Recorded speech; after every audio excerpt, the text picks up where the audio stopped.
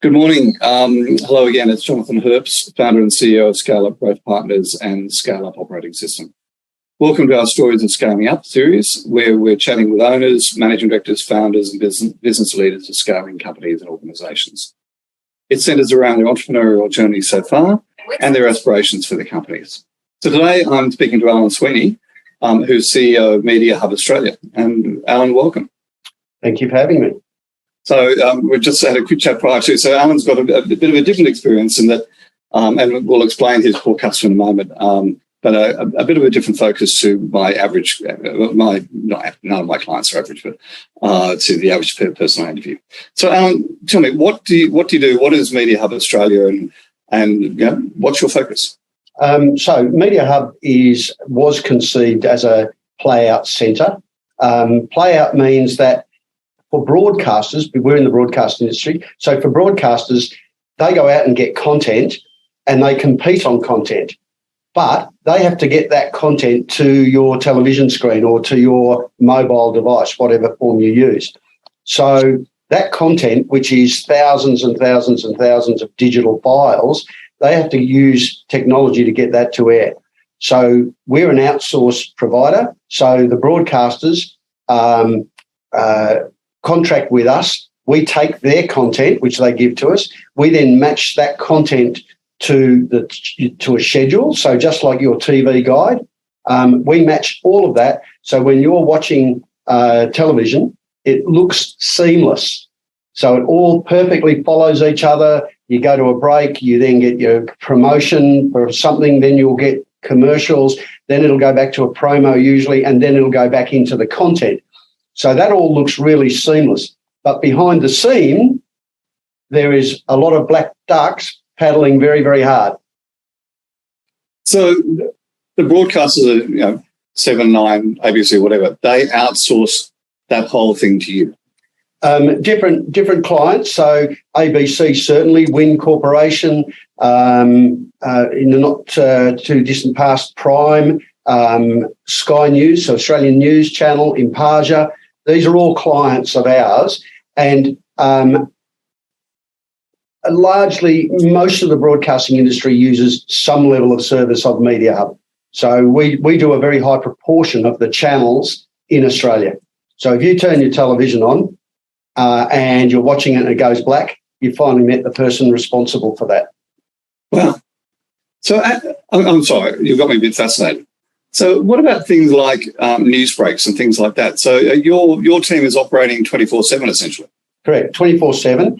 And you have different types of broadcast content. Some content is pre-recorded, canned. Mm-hmm. So we have that in our storage systems, and the broadcaster has at some stage provided us that content in the past, mm-hmm. and it's in our storage system, so we draw on that. But a lot of what we do, and about 60% of what we do, is live.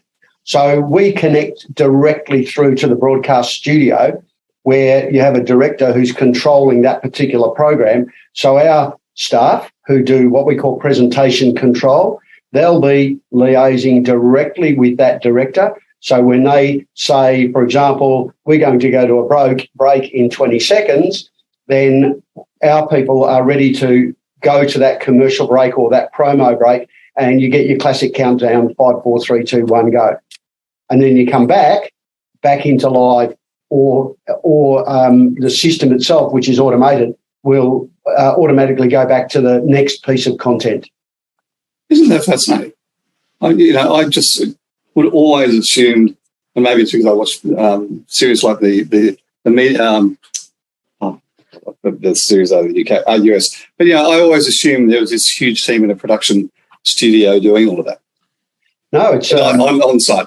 Yeah, no, it's in the old analog days, when you had tape machines and you had people rolling tapes and so on. Yes, you probably did have that sort of scenario, but now it's all digital and it's all automated. So our presentation controllers, to a large degree, are simply watching the automation system to ensure that it's operating correctly. They're usually an hour or two ahead, looking what's happening, and the automation system will tell them I'm fine, leave me alone. I'm going to play all of this content in all its different forms, whether it's content as a piece of program or whether it's a promo or whether it's a commercial within a commercial break.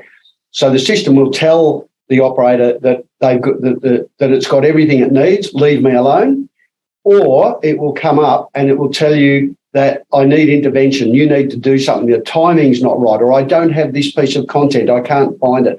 So the operator then has to intervene. But you have to intervene hours in advance. It's no good getting to the last second and saying, oh, I need this piece of content. That's when you'll go black to air.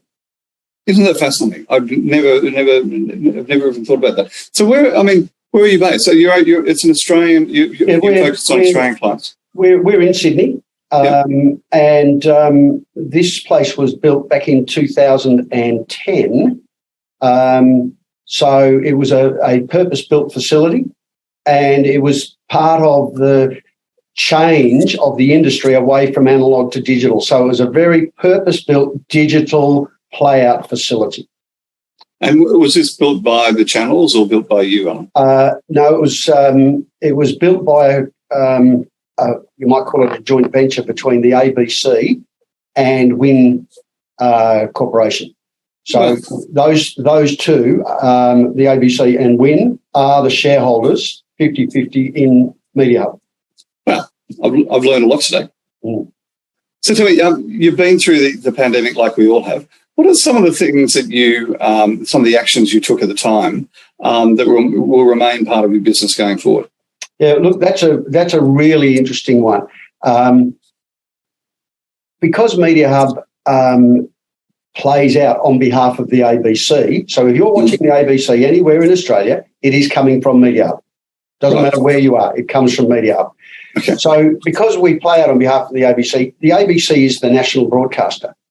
So when the pandemic hit, we had to sit down and say, there is extreme risk here, because if the health authorities decided that we'd had an outbreak of COVID within the facility, then they would have tried to shut us down.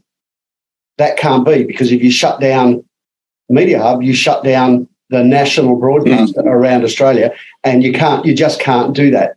So we, luckily, we're a high technology centre, so we were able to utilise our technology. It took us about 3 weeks to get it all together, and then a month or so to actually enact it. We sent our fundamental roles home to our staff's houses. Wow. So for a period of about 18 months during the height of the pandemic, a very high proportion of television that you were watching in your lounge room was coming and being controlled from one of our staff's lounge rooms. And that was an amazing use of technology, and it was amazing technology that allowed us to do that. And really good partners who came in with us, who understood our dilemma and worked with us to supply relevant technology that we needed, including things like, if you look at a normal person, staff member at home, some have good Wi-Fi, some don't have Wi-Fi, some have really bad Wi-Fi. So we had to fix all those problems really quickly, because the control of video requires quite a bit of bandwidth. So we needed to make sure that each of our staff members had the technology itself, but also had then the glue, the mechanisms by which they could perform the role. And what about now? So what we've done is the actual play-out function itself, we've brought that back within MediaHub, but we've left the staff with the technology. They've still got it. So they've still got their laptops, they've still got their the screens, keyboards, mouse, all of those things they've still got. They've still got their internet connectivity. But the function itself we brought back within. But within Playout, you also have other functions, one function being what we call ingest or media. So we have to get the content from somewhere, from the broadcasters or from wherever the broadcaster tells us that they would like us to acquire that content. So that ingest function, which was also sent home, that is still at home. So our staff don't come to work anymore. They work from home.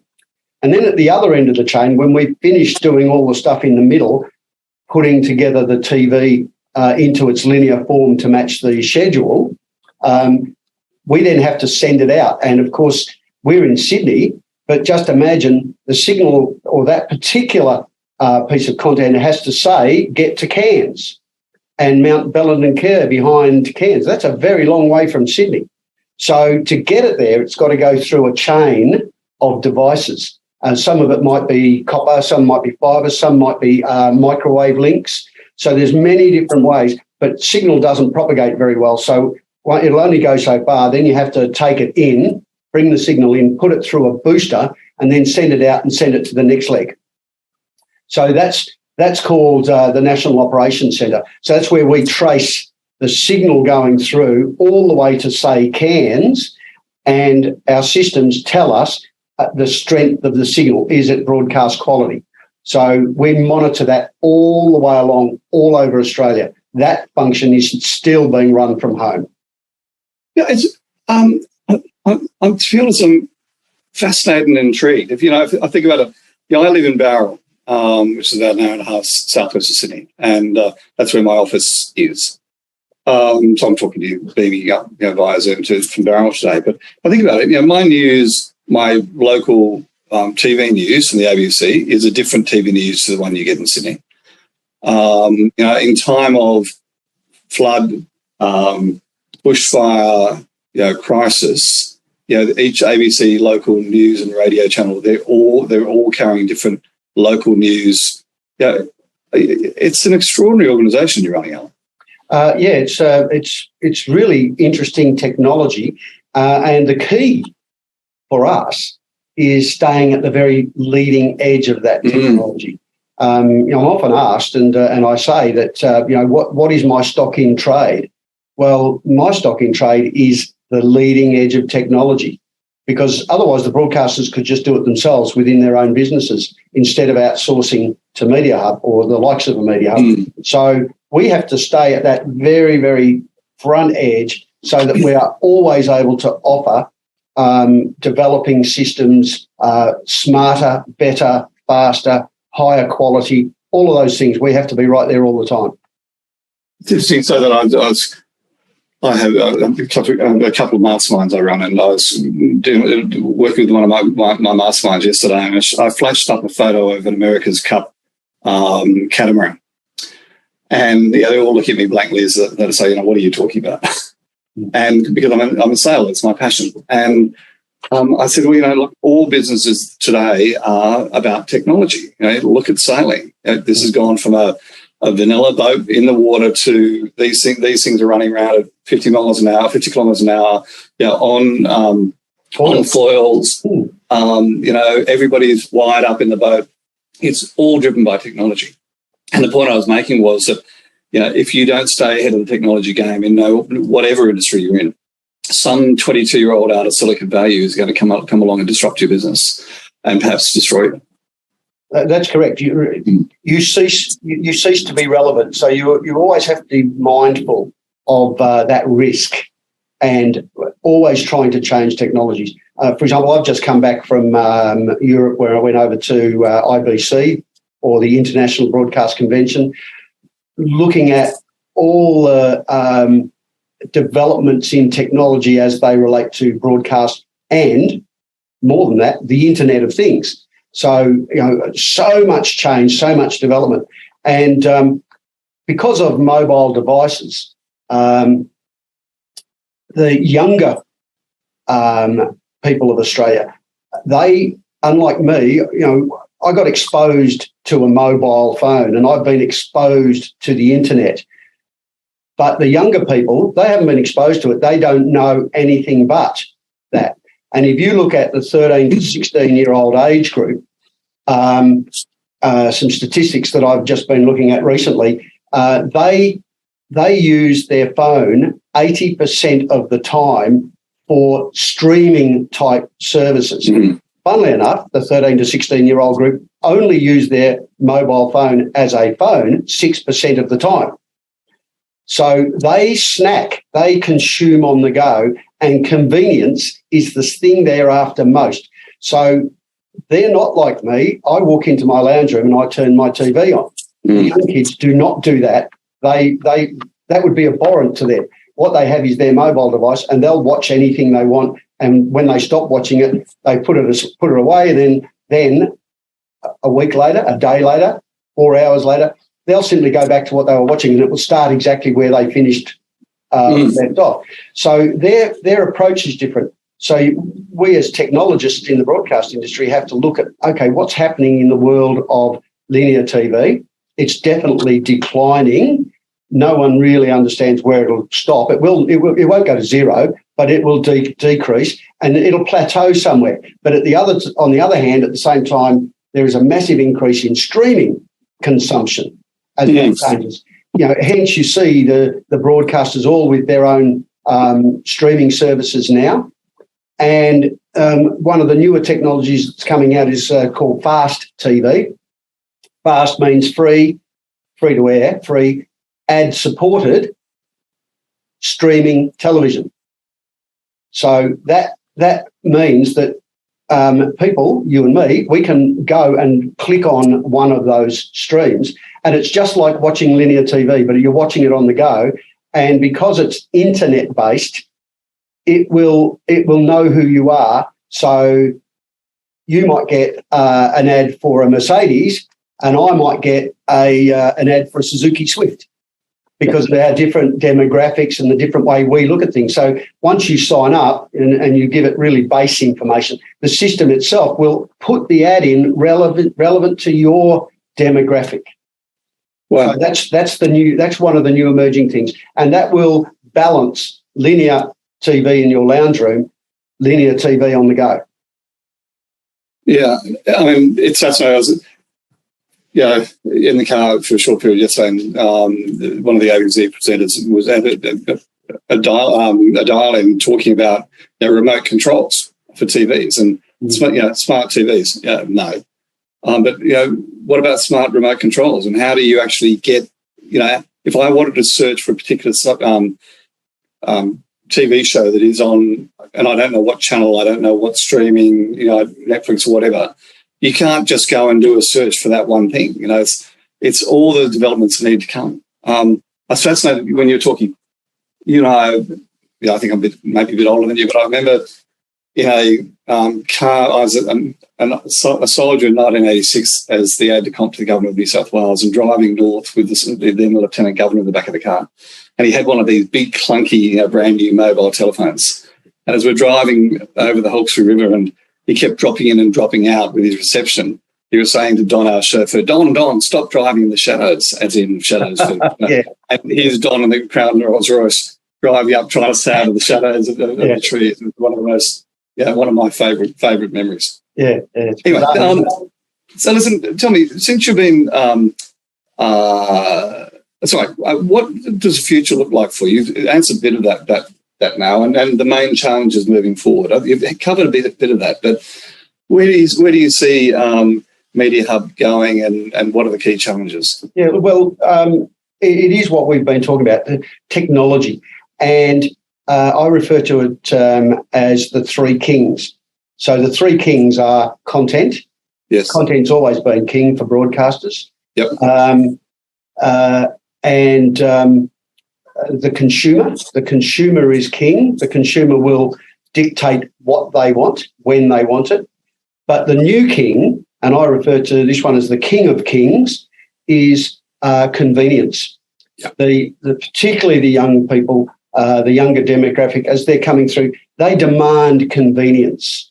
And if you don't meet each of those objectives, then you will cease to be relevant.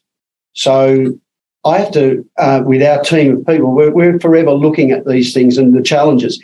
And those challenges are that changing demographic, the changing consumerism, and how do we make the technology work for the broadcasters, but ultimately for the viewer? Because that's what you've got to get through. You've got to get past the broadcast business and say, for example, we might be the ABC, or we might be this, or we might be that. No, what you are is a conduit through to your consumer. So what does the consumer want? And we've got to continually think about that. So we've got to face the challenge that what we have today will not be tomorrow. Mm-hmm. So defining what tomorrow will be, trying to crystal ball that is difficult. It is a challenge. It's an ongoing challenge. And, 4 years ago, had you said to me that we would have the ability during COVID to run play-out functions from someone's home, I would have said not possible. Yeah. And yet, within the last year and a half, we were doing that through necessity. So it is possible. You've got to stay right at the front and be aware of what's changing, but not just the changes in technology, because it's not the technology. It's how the technology works to deliver for the consumer. The consumer is king. Convenience is the king of kings. And if you don't have the right content, then your competition will do better than you. Can I ask you? Yeah, I agree totally. Can I ask a question? Because, of course, everything you're talking about now works on the concept that the government and media companies such as Telstra, NBN can provide the download speed you require. I have colleagues in the States and West Coast of the US, and they're getting upload download speeds of multiple hundred, whatever it is, per second. Where I'm lucky to get 25 types up. Yeah. How much is that limiting what you can do? Well, it does limit us, and video is very difficult. It requires a lot of bandwidth. So we're forever challenging that as well. And we do things like 400 megabits per second, gigabytes per second. So we're always looking at ways to increase that speed. As we move more into internet-style delivery, that becomes even more relevant because no one likes buffering.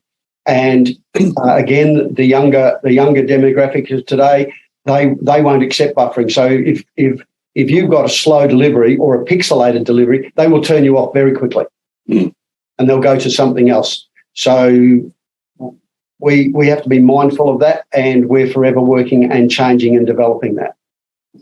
Interesting, isn't it? Alan, what do you think has been the biggest learning since you've been a business owner, business leader? My one is the one I already said to you, learning that the actual consumer is the true king and convenience. Because 12 years ago when I started in this role, linear TV was it, and the emerging technologies were things like streaming, but very clunky.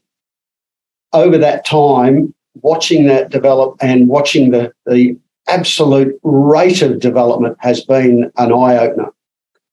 So trying to talk to the broadcasters about how it's all changing and how it's affecting them.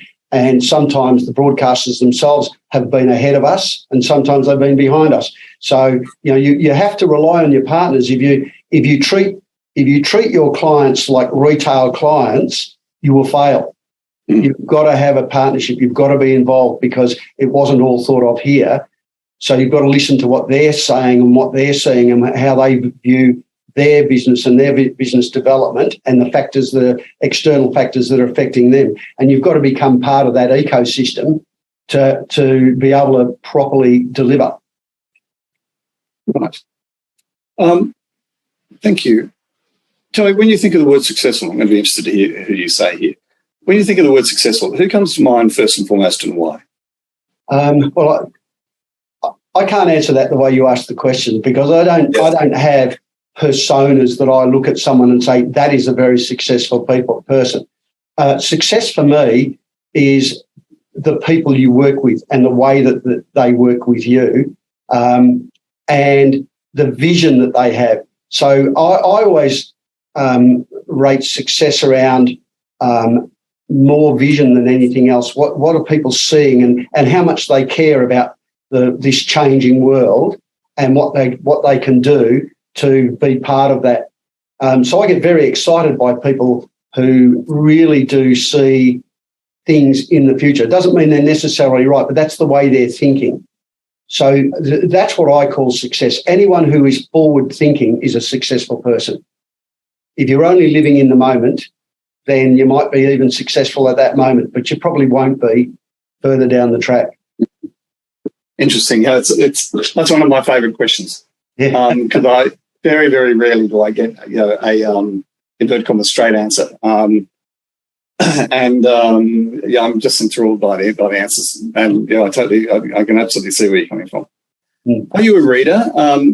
Can you give some top business books, podcasts, biographies of leaders that come to mind? Well, I am an avid reader, both of novels and also books about how it might affect me, the business, the people around me. So I've got a couple of books. I can show you one, for example, that I'm reading right now.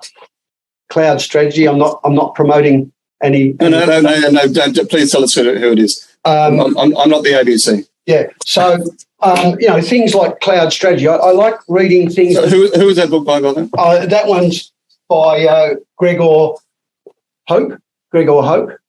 Okay. And I was privileged to recently go to a presentation by him because Cloud Strategy is an all-embracing thing about the changing in technology, the leveraging of the internet, and all of those things, and how you can change your business in a digital world. So it's a really interesting book. And I had another book which I read recently, very relevant to my demographic, because it talks about young people and about how they interact and how they see things, which is quite different to the way I see things, because they've grown up and they are growing up in a different world to what I came through when I was young. And it is true that what happened, in my mind, it's true. What happens to you through your younger years makes a real mark on the way that you will interact with things and with people. So just reading that and learning how the younger demographic see things and the way that I need to be aware of that was an eye-opener. That was another really great book. Yeah, it's interesting you say that. No, I did my MBA in 1991 and the internet wasn't even mentioned. Yeah, so, correct. Well and truly showing my age. Yeah. I remember when I did all my exams as I was growing up, I actually had to read books and study. I couldn't go and Google an answer. Exactly right. But that in itself is a really interesting point. I mean, how relevant is the HS? I'm watching the high school up the road from me. The kids going in. The young adults are going and doing their maths test today, maths HSC exam today, and it's like, well, how relevant is the whole secondary curriculum?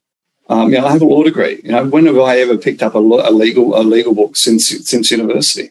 Google, thank you very much. I think our educators have got a lot to learn from the things you're learning, to be honest. Anyway, any last piece of advice or parting words? Oh, look, I think if you would like to be successful, one small step at a time. It doesn't. You just can't click your fingers and suddenly you're a success. It's one small step at a time. And I might be sitting in the CEO's chair now, but it has been a very, very long road to get here. And then once you do get there, it's not over. That's when it really starts. So, just focus on what you want to do, one small step at a time. Have vision. A great piece of advice. Thank you. Alan, thanks so much for joining me today. You're very welcome, and thank you for having me. I've enjoyed the conversation, and as usual, I've learned a lot. Cheers. Thank you.